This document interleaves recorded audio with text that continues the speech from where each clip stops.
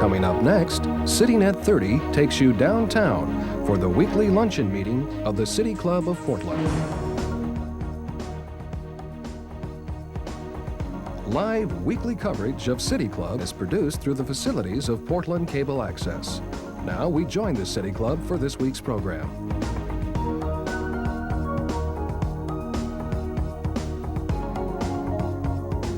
Asked in 30 seconds, please. Candidates will have 1 minute to respond. The candidates have not seen the questions in advance. They will not be asked, "Is this your final answer?" These are the only questions that will be asked today. There will be no questions from the floor. Timekeeper Margaret Noel of the League of Women Voters of Oregon, seated in front, will time both the questions and the responses, as she's been doing so ably for our debates. Following the questions from our City Club panel, each candidate will ask the same question of each of the other candidates. Questions will be asked in 30 seconds. Responses will be limited to 1 minute. Following this series of cross-questioning among the candidates, each candidate will have 2 minutes for a closing statement. This meeting is governed by the program format I've just described and by the rules of conduct which are displayed on all of your tables. In consideration of our radio audience, time, and our candidates, we ask that you refrain from any applause, verbal remarks, or sounds during the debate. The program will adjourn promptly at 1:15 p.m. Participating in today's Secretary of State debate are Democrat Bill Bradbury, who was appointed Secretary of State last November, Pacific Green Party candidate and civic activist Lloyd Marbet, Libertarian and engineering scientist Ed Pohl, and Republican Lynn Snodgrass, Speaker of the Oregon House of Representatives. Before we begin, I'd like to share a thought I had driving here today. Amidst the backdrop of the current violence in the Middle East, we are very fortunate to be living in a part of the world where this afternoon's kind of civil discourse and respectful disagreement is how we prefer to deal with our differences in a truly democratic environment. I'll now ask our candidates to approach their podiums, and we will begin with opening statements. We will begin with an opening statement from Ed Pohl, followed by Bill Bradbury, Lloyd Marbet, and Lynn Snodgrass.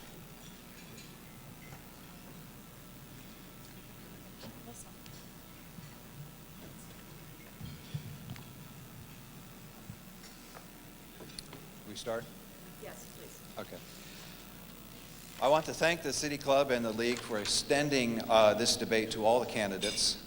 I know it's not your general policy, but I hope you will find the spice that's added to the discussions to be intriguing, and will continue the policy in the future.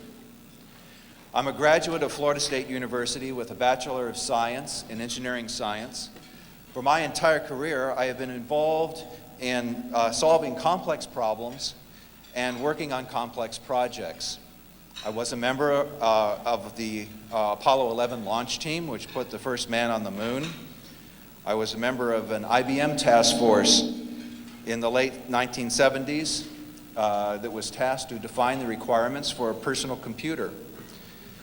I'm a long-term engineer with IBM and now with Intel. I will bring the same discipline and professionalism to running the office of Secretary of State.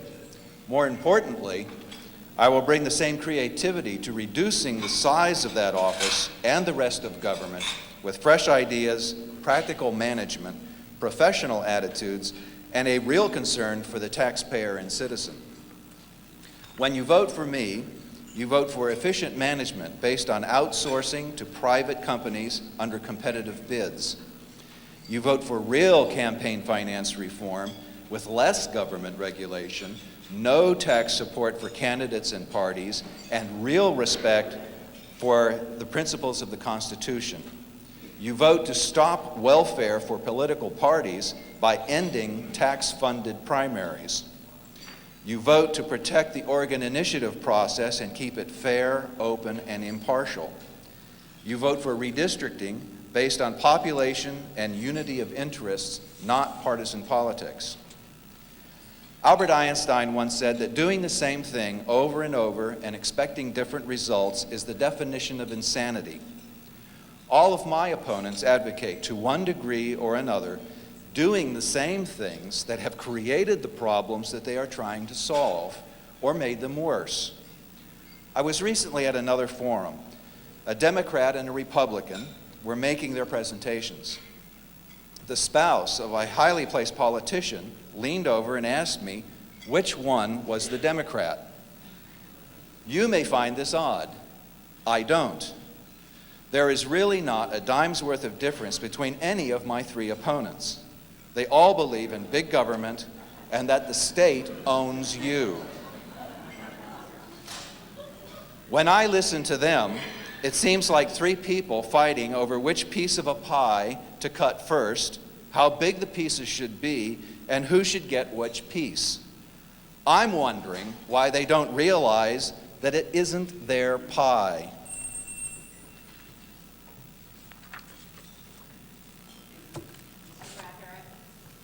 Thank you very much. It's a real honor to be here at a debate sponsored by the City Club and by the League of Women Voters. I've had the opportunity to serve as your Secretary of State for the last year. And during that time, my priorities there have been two priorities that I've had. One is to really safeguard and improve our democracy as the chief elections officer of the state. The other is to serve as a real watchdog of all of our tax dollars as the chief auditor of state accounts. Auditing is really a very key function of the Secretary of State. And what it allows us to do is ensure that the money all of us invest in state government is spent wisely, is spent efficiently, is spent effectively.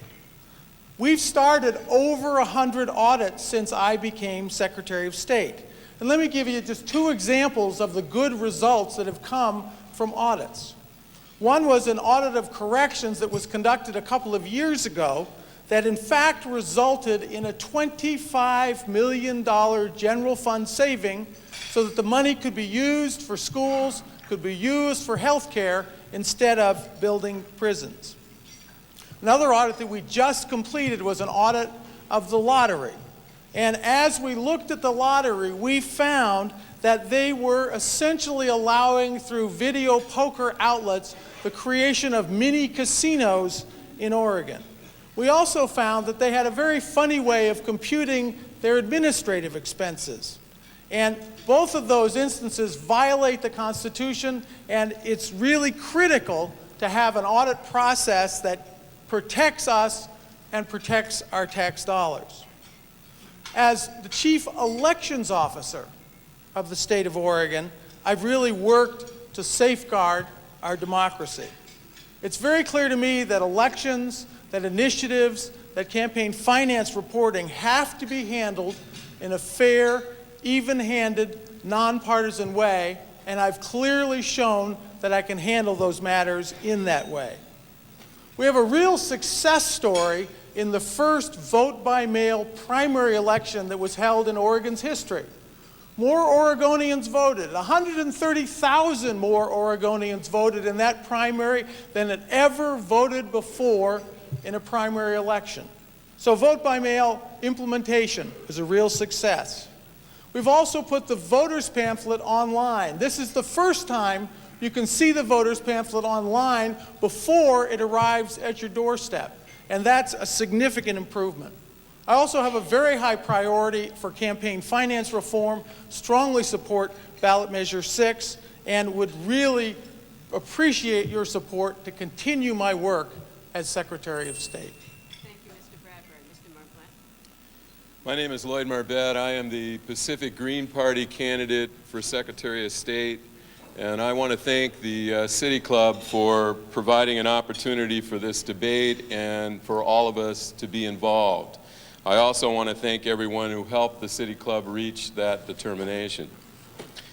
As this election progresses, I am very much reminded of a saying that affected me greatly when I first heard it.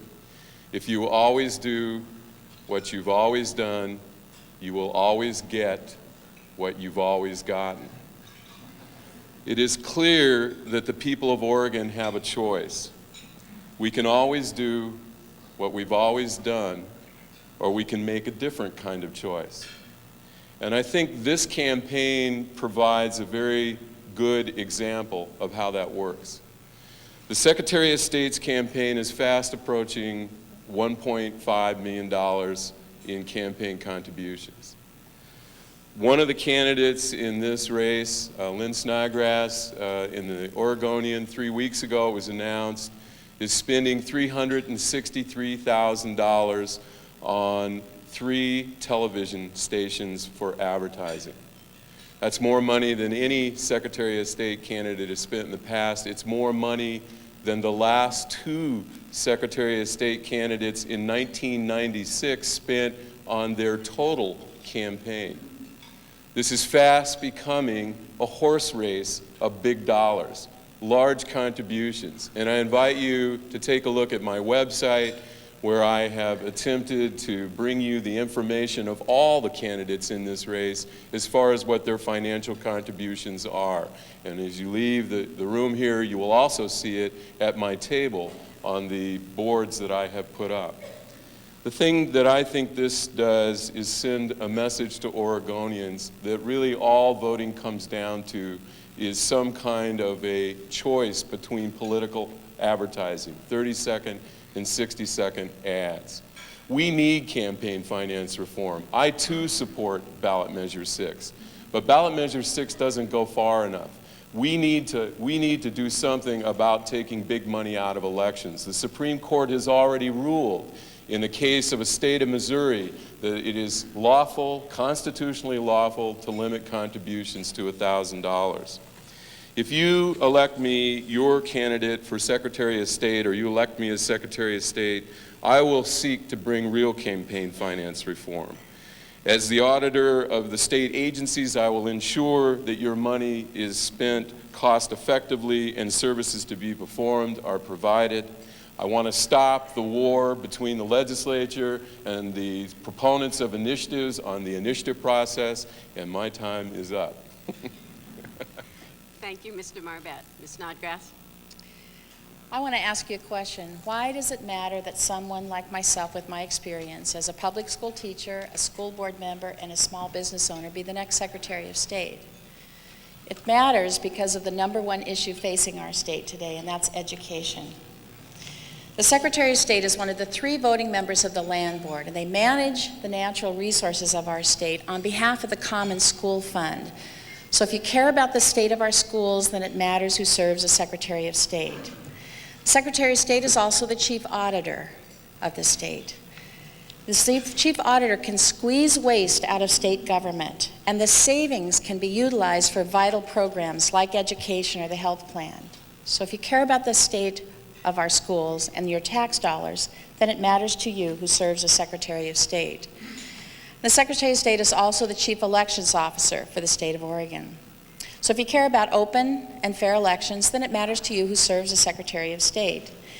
10 years ago, I was concerned about the condition of my daughter's school, so I decided to run for school board, and I was elected. But it didn't take me long to realize that local control in the school system is a myth. The control was in Salem. So 6 years ago, I ran for office and was elected my first time at trying as a state representative. This last session, the entire House of Representatives selected me as Speaker of the House, only the 3rd woman to hold that role in Oregon. And now I want to be the next Secretary of State. I want open and fair elections. Many of you know that I didn't particularly care for vote by mail, but I didn't go whining in the corner and poo-poo because I didn't get my way. What I did last session was roll up my sleeves to help make it work. I passed the Voter Protection Act that dealt with a centralized voter registration system. It also made it unlawful to sell a ballot. That had not occurred in the past. I want to be the next Secretary of State because we need a proven watchdog over our tax dollars. We need someone that has a business perspective, that knows how to pinch pennies, that knows what government waste looks like. And I want to be the next Secretary of State because I believe that common sense tells us that there's a difference between being a wise steward of our natural resources and bankrupting our rural counties and our school system. As a member of the Land Board, I want to make sure that we not only have good and wise and prudent use of our natural resources, but that we're also responsible to our school children. When I left teaching in the classroom to go home and raise a family and work in our business, I didn't leave teaching. I taught junior achievement to 8th graders. I taught music free to kindergarten students. And I also substituted. Well, I want to take that energy and that dedication to the Secretary of State's office too, and to use the talents that I've been given to save Oregonians in the Secretary of State's office. Thank you. Thank you very much. We will now move to that portion of our program which consists of questions from our panel, and I'll turn the program over to Tim Miller and Paula Kane. Candidates will have 1 minute to respond to each question. There will be 3 rounds of questions, 12 questions in all. The first question will come from Tim Miller. Tim? Mr. Pohl, what would you do in this office to increase voter turnout, especially for underrepresented groups such as minorities and young voters? Did you get? The question was, what would I do to increase voter turnout? I think that the mail-in ballot has done a significant amount to increase voter participation. I approve of the mail ballot. I would go even further. I would centralize voter registration at the state level and allow people to register to vote and even to vote over the internet. There are a number of private companies right now that offer this service for things like union elections and that sort of thing. This could be done. The technology is there. It needs to be studied, and things like digital signatures could be used to validate the ballots, the votes, so that you could eliminate fraud. I believe that this would make it even more accessible, more efficient, and would increase the voter participation even more than mail ballot has.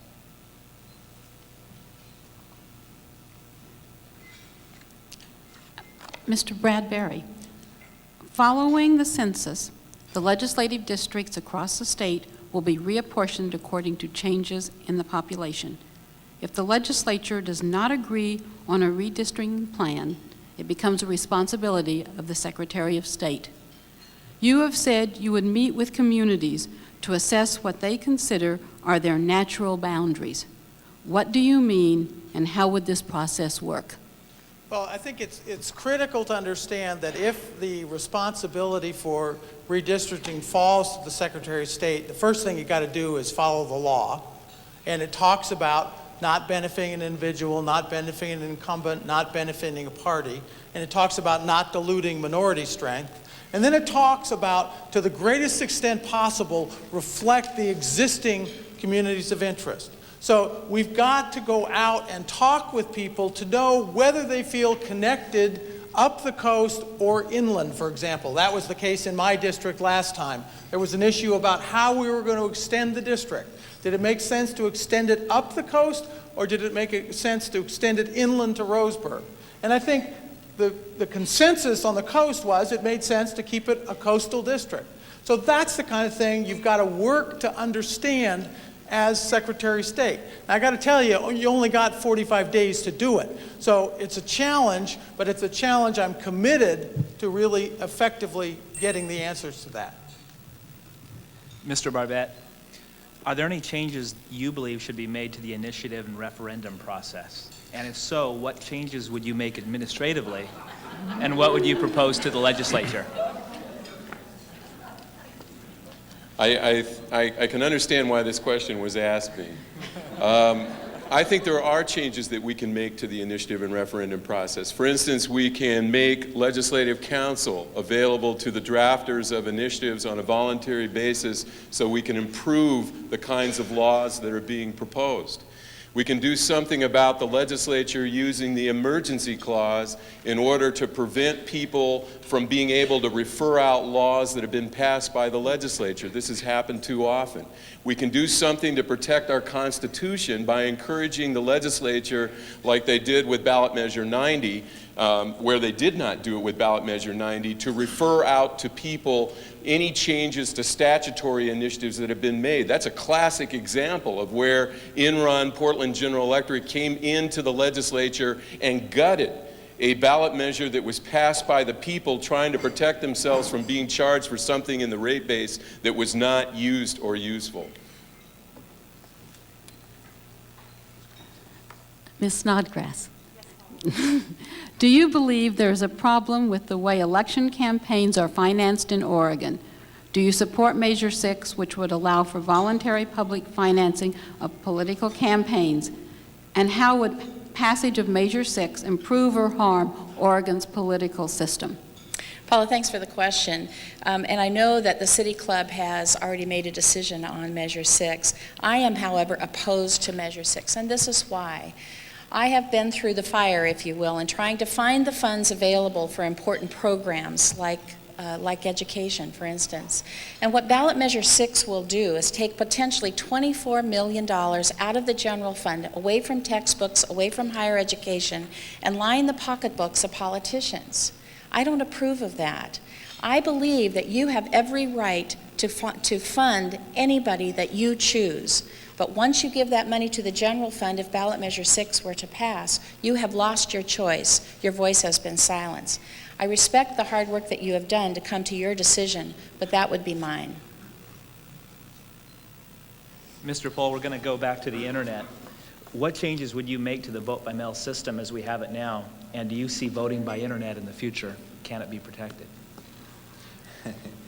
Continuing my answer, yes, I do see internet voting in the future. There's a couple of issues that are involved in this, and that is fraud, making sure that you're actually voting, the right person is voting.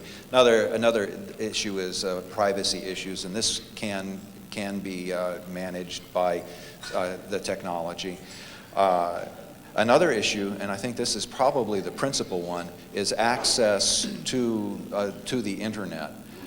There are available through public libraries and other media the ability to access the internet, and the principal problem there then would be to set up for a registered voter to log in or sign in with a particular name.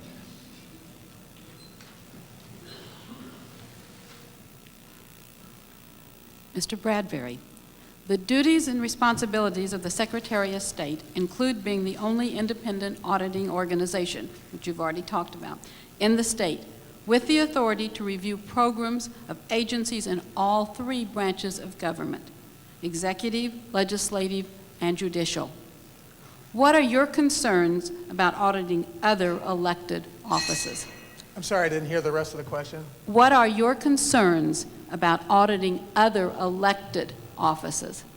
Well, one of the things that's so interesting about being Secretary of State is that you are, in fact, the independent constitutional auditor of state accounts. And that gives you a remarkable authority to really look under all the corners to see what's going on. And one of the things we're going to be doing in the Secretary of State's office is implementing what's called an automated risk assessment system. And what that does is really analyze all the state agency budgets and find those that are at highest risk of having problems, and then we're going to audit those agencies first, so that we're going to be spending our audit dollars to get the most likely problems and really root out the waste in state government. So I love the independent position that I stand in, and I think you can see that in the recent audit we did on the Lottery Commission. It was very clear that they didn't like the audit. It was very clear that they were not happy with our findings. Mr. Marbet, although the Secretary of State's job as Chief Elections Officer is the most visible function of the office, the Secretary of State also audits public accounts, manages the state's records, and oversees the corporate division. Explain your ideas for any improvements or changes you think are needed in the way these functions are managed. Well, I also am very excited about the auditing component of the Secretary of State's job. The reason why is because not only are we looking at the efficiency of the expenditure of taxpayer dollars, but we're also looking at the performance, how the various agencies are performing their job. It seems to me that the Secretary of State needs to act from a bully pulpit in which you are telling the public clearly and straightforwardly what it is that's coming down as far as these audits and how they're being performed. One of the concerns that recently has come to my attention is another thing that appeared in the Oregonian about this $1.4 billion that's owed to state agencies, which apparently, according to the Oregonian, we're unable to clearly identify from each of the individual agencies exactly how much money is owed the state of Oregon. It seems to me that the Secretary of State should be focusing on this all along, identifying, helping the state agencies to find procedures to identify exactly what money is owed.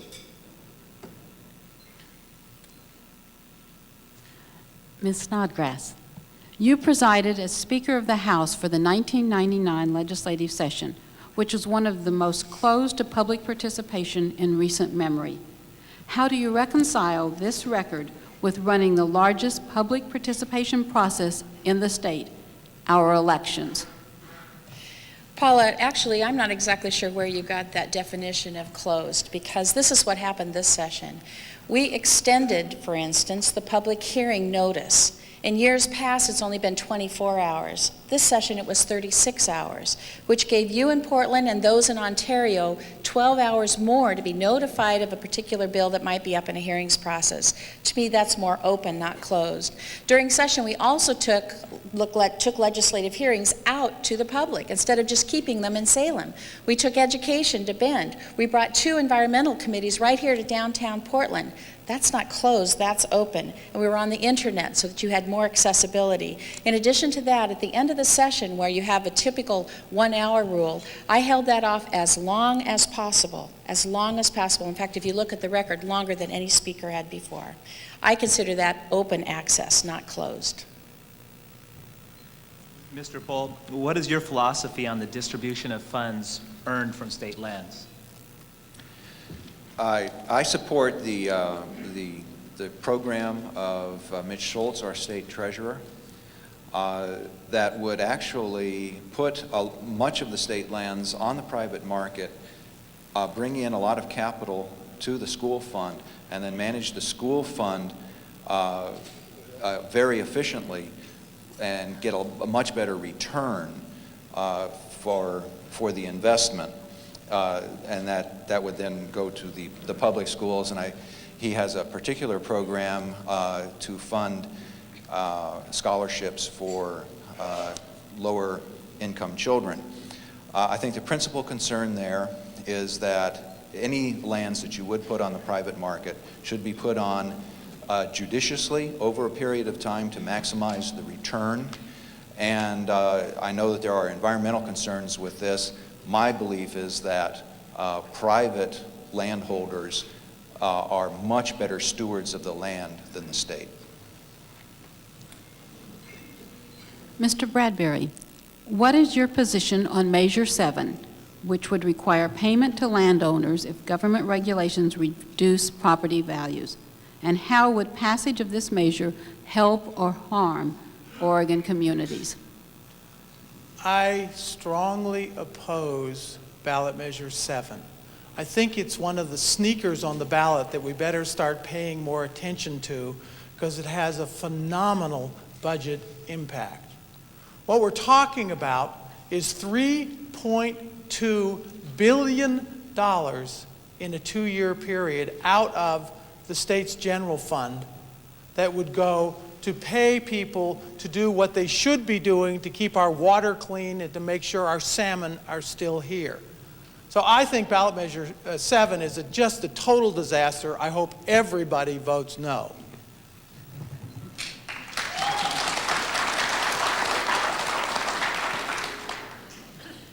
Mr. Marbet, how would you address balancing common school fund resources with the conservation of the state's natural resources as required of the State Land Board under the Oregon Constitution?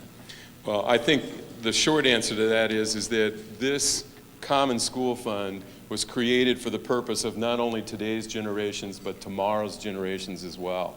And it needs to be viewed from that perspective, and it's one of the reasons why I'm greatly concerned about the other two major party candidates, because when you look at their contributions, you will note that Lynn Snodgrass is getting $120,000 or more from the forest products industry. Bill is getting money from the Oregon Educational Association, an $80,000 contribution. The pressure is on, I think, to bring additional revenue into the schools, and I'm all for that as well. But I do not think it should come off the backs of this heritage that we not only have for ourselves, but future generations too. Ms. Snodgrass, Yes, Paula. what do you see as your role on the land board, and how would it differ from that of the other candidates? Actually, I'm in a great and I think unique position to be on the land board. My husband and I own a garden center and a landscape company. We have for 26 years right here in the Portland metropolitan area. So I've been in the environmental business practically my entire life, but for certain my entire married life. I've also been a public school teacher and a school board member at a time when the revenues in our county, in the county were going down because of decisions that were being made in the Common School Fund. So I will bring a perspective that nobody else on this panel has of what it's like not only to manage an environmental aspect of it, but also receiving those dollars. It is important, as Lloyd said, to balance that and to manage it in a balanced perspective. But the Common School Fund is what it is. It's a common school fund. We need to consider that. We have time for one more round of questions. Mr. Pohl, how would your philosophy as a member of the Libertarian Party be reflected in your role as Secretary of State? I've only got 1 minute. I think you'd see a significant decrease in the size and in intrusion of the section of government that the Secretary of State is responsible for. I would hope that I would make what is left much more efficient. You would see a lot more placing of the functions of the office out to private companies on competitive bids to improve efficiency and to make, for example, the auditing process much more impartial. Having government employees audit government employees is something like having the fox guard the chicken coop. Plus the external auditing companies would have, they're used to doing this all the time. They operate under standard rules of accounting, which I'm sure that the state auditing office does, but I think it would be done even more efficiently outside. Mr. Bradbury, you have been in this office for 1 year. Given this experience, what are your views of the initiative process? What changes, if any, would you make, both administratively in the Secretary of State's office and recommendations to the legislature for changing the process? I've called for a summit of people who are supportive of the initiative process, those who, like the City Club, who have worked to come up with recommendations to reform the initiative process. Certainly not, the City Club report is not aimed at eliminating the initiative process, it's aimed at improving it.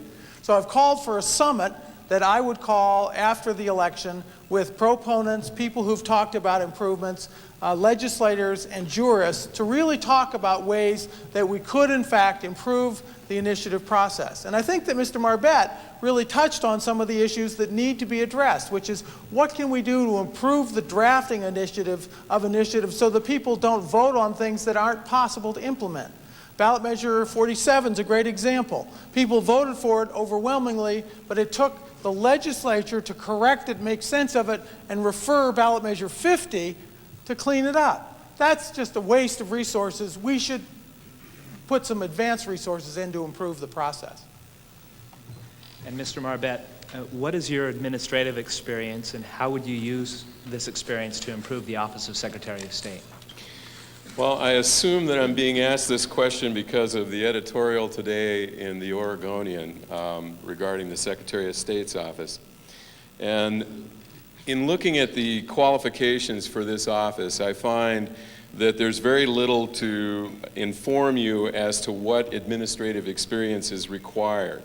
But as a citizen activist, I have sat on a number of boards, participated in a number of political campaigns, and followed the performance of a number of state agencies. For example, I closely monitored the Public Utility Commission for 10 years and the state's Energy Facility Siting Council for 15 years. I was elected to the Citizens Utility Board for 8 years. I'm an elected member of the Clackamas River Basin Council. I'm in my 4th year on that, 2 years of which I served as chair. I've been the program manager of the Oregon Conservancy Foundation since 1992. My resume is on my website, which is www.marbet.com. All of these tasks have required administrative experience, long hours, and many skills that go into preserving organizational structures serving the public interest. Thank you. Ms. Snodgrass, recently there's been some controversy over the so-called inactive voter participating in the initiative petition process, which has resulted in inactive voters being purged from the rolls. What changes would you make to implement voter legislation? I'm really glad you asked that question. Let me tell you how I would have done it if I was Secretary of State at the time. Do you remember when you changed your books and your businesses from paper and pencil over to computer?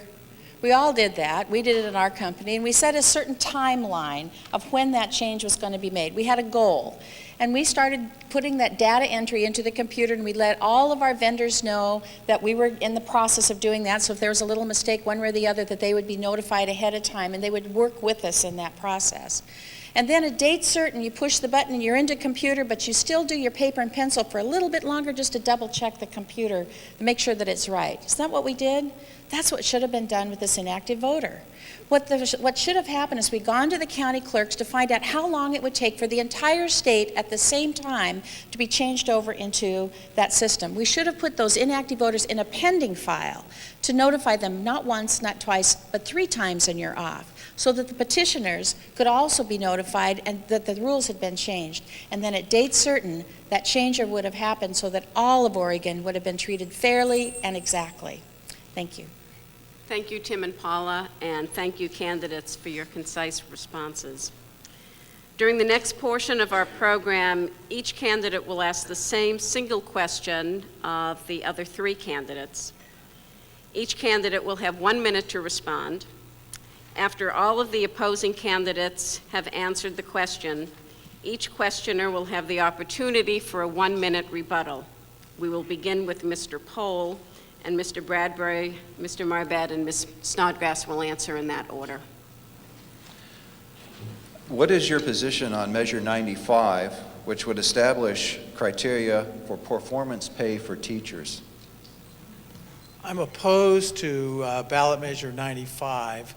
I think we looked at it on the Fiscal Impact Committee, and it's really unclear in that measure what you would be judging to measure a teacher's performance. It's very clear that if you're going to use tests, that's going to cost a whole lot more money, and I don't think that that measure makes any sense in that it's really drafted poorly and moves us in the wrong direction. So I oppose ballot measure 95.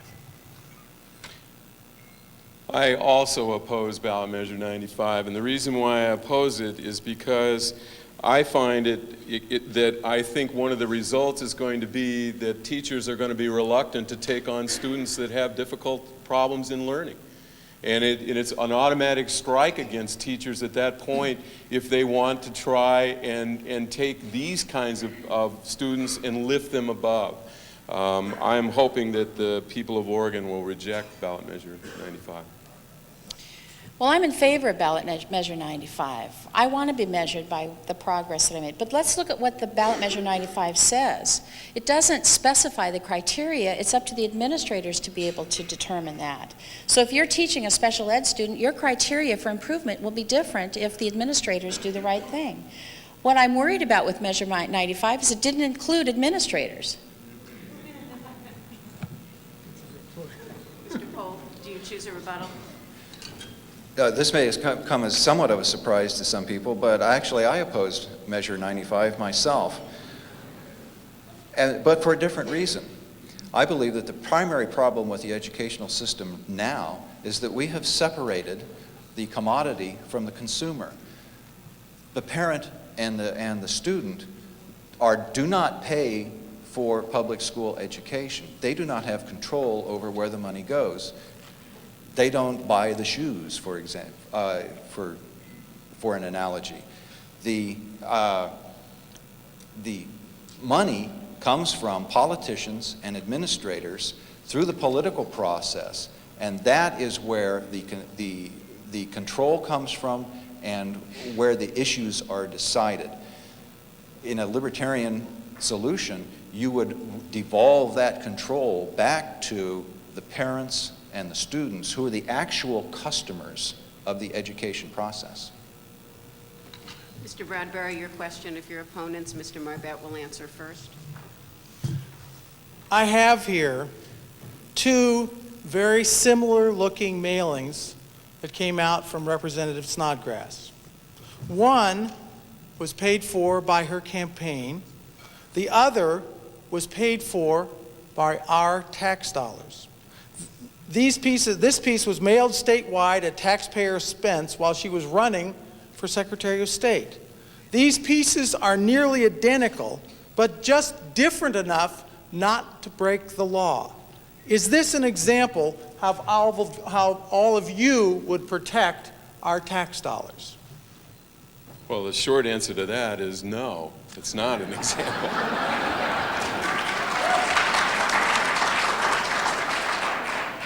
The long answer is this is just yet another example of why we need campaign finance reform.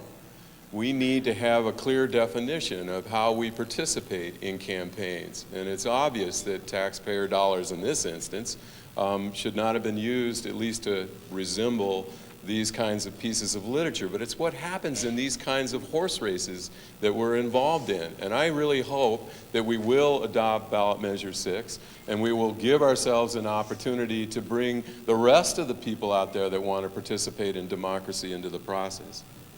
Great question. First of all, I've had the green color since we decided to name our company Drake 7Ds. You can see it on our trucks. It's been with me for 26 years. Second of all, we checked with the Secretary of State's office to see if this was okay. And thirdly, when there was a complaint filed, the Attorney General said absolutely no fault. So I guess the highest court that we have said it was okay. Mr. Pohl. Well, I think as everybody realizes, I oppose using tax money to support politicians. I clearly oppose Measure 6. It's the message, not the money, folks. We should not be paying attention to how much is spent, or who spends it, or who contributes, so much as what the people are saying. Concentration on the money obscures the issues that are real in the campaign, and we're running around like bulls in an arena that have big red capes being waved at them, and we're not goring the matador. Mr. Bradbury. So, we have these mailings that went out from Representative Snodgrass. Former Republican Secretary of State Norma Paulus had this to say about the conduct of Representative Snodgrass in mailing those pieces. And this is a quote from Norma Paulus. "Any potential candidate who valued his or her integrity would not use taxpayer dollars for this obvious attempt to run around the law." That's Norma Paulus's quote as reported in the Bend Bulletin on April 6th of this year. Mr. Marbet, your question of your opponents, Ms. Snodgrass will answer first. Bill talked about the results of the audit that was done on the various enterprises in this state that are running state-run gambling operations. The results of that show that they are acting as, many of them are acting as casinos. And this is but one of the many growing problems that we have with state-run gambling in Oregon. It's now second only to the income tax as a source of discretionary revenue. 80% of the revenues comes from video poker. At a minimum, would you join with me in calling for a ban or phase out of video poker in Oregon so we can stop preying on our citizens? Well, that's a really good question, because the lottery proceeds do have a large impact on the general fund. I guess that I would have to preface it with what happens in November with all the ballot measures. If 91 were to pass, and 93 and 7 and 8 and all of the fiscal impacts, and we also were trying to phase out gambling at the same time, we'd be in big trouble. So I'd have to clarify my answer based on what happens in November. No, I would not institute a ban on video poker. As a matter of fact, I would expand the video poker and allow private organizations to run the same games in competition with the state. I think it's a real problem that state government comes in, tells everybody, oh, you can't gamble, you can't go to you can't establish private gambling casinos because that's immoral, and then state runs gambling for its own purposes. The video poker and other state-run gambling is the least onerous way that I can think of that the state can raise funds, but I would extend it to the private marketplace. I think Oregon has created a classic conflict for ourselves. I was in the legislature in 1991 when we enacted video poker. We're just totally dependent on it. And a huge number of services depend on video poker.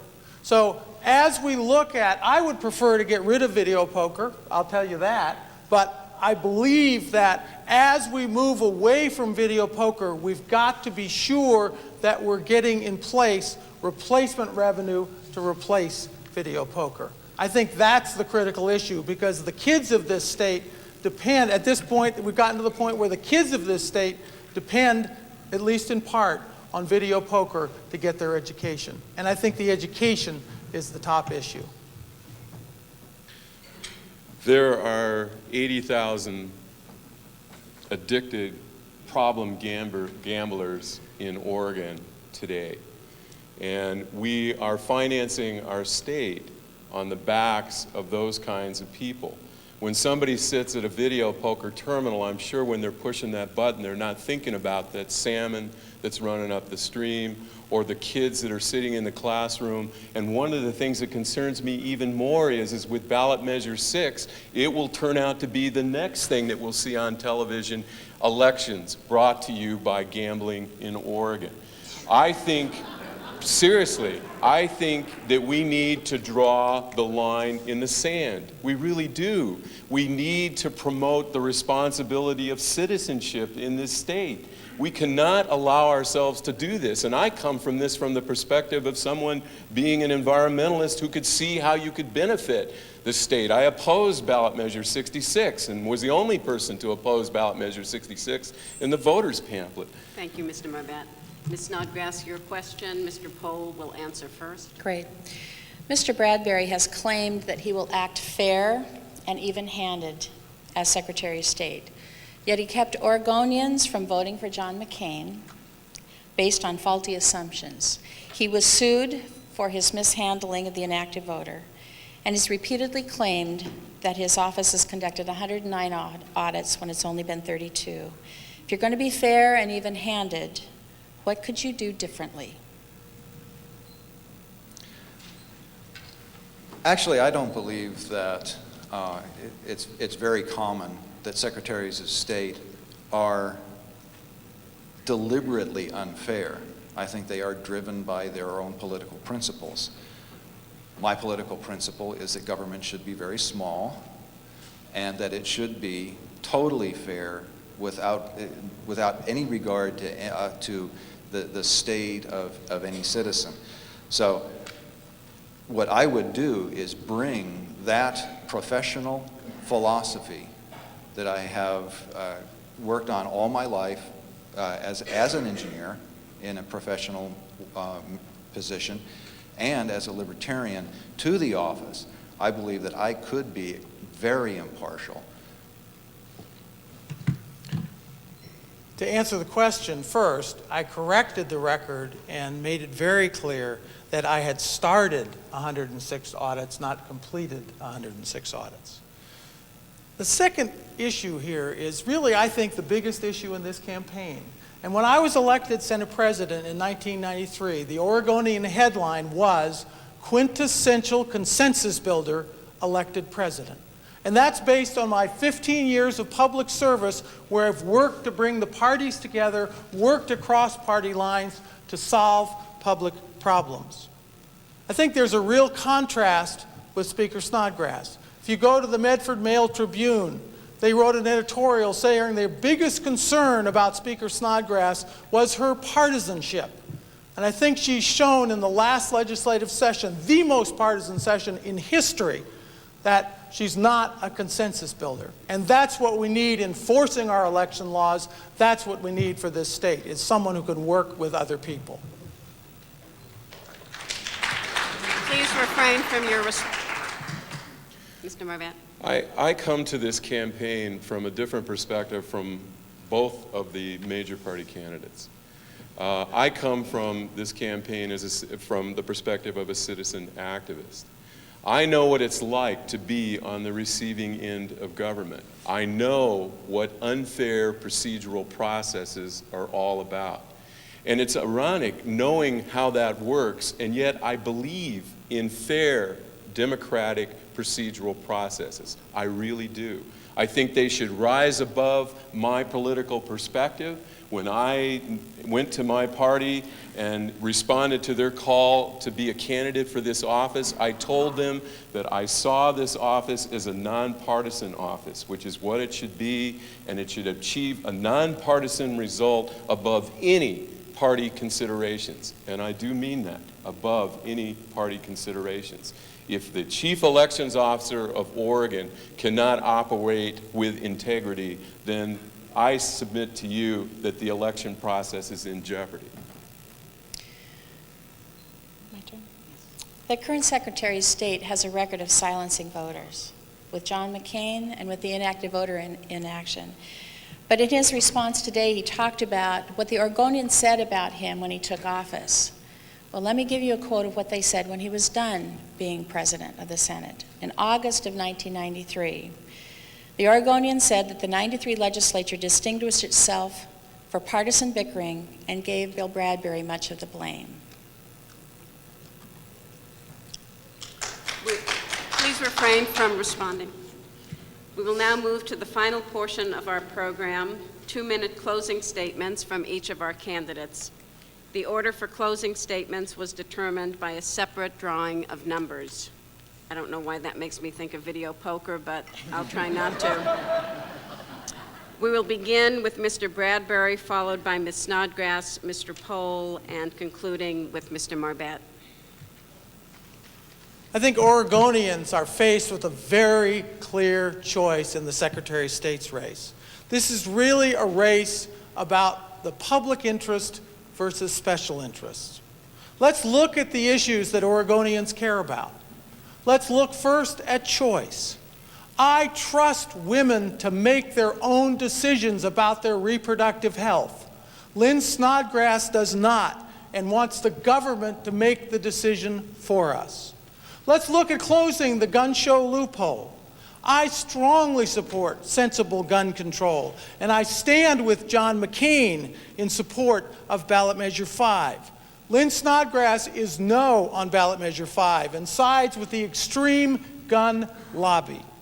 On the environment, I have a 93% pro-environment voting record based on the Oregon League of Conservation Voters. Representative Snodgrass has a 7% voting record. On education, I have always in my legislative career supported adequate funding for education. Representative Snodgrass supports ballot measure 7, which would cut $3.2 billion from the state's general fund. That's clearly going to come from education. Campaign finance reform. I stand with all the living secretaries of state, 3 Republicans and 3 Democrats, in support of ballot measure 6. Representative Snodgrass opposes ballot measure 6 and instead stands with the special interests. I've had the honor of serving as your Secretary of State for the last year, safeguarding our democracy, watchdogging our tax dollars, and I would appreciate your support so that I could continue to serve you as Secretary of State. Ms. Snodgrass. Thank you very much. And I want to compliment you again for including all of us here today, because I think it gives you a good picture of the differences between us. You know, there's some special interest groups in the state that believe that when you're a legislative leader, that somehow it's like entering a convent and you need to take a vow of nonpartisanship. Well, rather, you need to take a vow of bipartisanship. You need to work together with the opposite party. And did I do that? You bet I did, and the record proves it. Let me give you just one example. I'm going to quote. It has to do with the maternity coverage for women's issues. And the quote from Kitty Piercy, a Eugene Democrat. It's taken us 3 sessions to get this bill, and I'm proud of all the work that the advocates for women and children have put through to this effort. Bill Bradbury discussed my record as an environmentalist. The most comprehensive pesticide reporting legislation in the nation was passed this session on a bipartisan basis. Again, I'll quote from a Democrat, Diane Rosenbaum, here in Portland area. This represents months of hard work by a coalition of activists comprised of such diverse interests as the environment, agriculture, pesticides users, Democrats, and Republicans. That bill was not graded in the format that he was talking about because we worked together to get it done. Well, let me tell you what I'm going to do when I'm Secretary of State. I'm going to make you 3 promises. Under my leadership, every penny of your tax dollars that you send to Salem will be spent wisely as if they were my own. Under my leadership, there will be open and fair elections. And under my leadership, quality and accountability in education will continue to be my #1 priority. So please join Ron Saxton, Jack Roberts, Governor Atiyeh, Carolyn Chambers, Harold Poland, and many of your other friends in supporting my candidacy for Secretary of State. Thank you. Mr. Pohl. I thank you for your attention today. I hope I've shown you how libertarian policies and politicians are different. The Libertarian Party is the only one that is based on moral political principles that don't change and don't compromise. The Libertarian Party is the only one that will work to actually decrease the size and intrusiveness of government. Of all the candidates for Secretary of State, I am the best qualified to guide the office into the internet age by virtue of my real-world work and technical experience. More importantly, I am the only candidate that will truly work for a smaller government. Only libertarians will work to get Big Brother out of your pocket and out of your bedroom. I encourage you to find out more about all the libertarian candidates, from Harry Brown and Art Olivier, our national ticket, through our state ticket of myself, Tom Cox, and Mitch Schultz, to our local, state, and federal candidates like Beth King in the audience. I hope you give us all serious consideration. Plato said that those who do not participate in politics are doomed to be ruled by their inferiors. Libertarians do not want to rule you. They want you to rule yourselves. Thank you. Mr. Marbet. I think it is most appropriate that the voter's pamphlet that is sent out to us from the Secretary of State's office has a photograph of a lighthouse off the coast of Oregon. A lighthouse is a symbol that at least has 2 meanings. You have reached land, you have come home, you have reached the shore, there is danger, and you must carefully navigate in order to avoid disaster. In Oregon, we the people guide our ship of state. There are no guarantees we will not make mistakes. Democracy is only as good as the people who participate.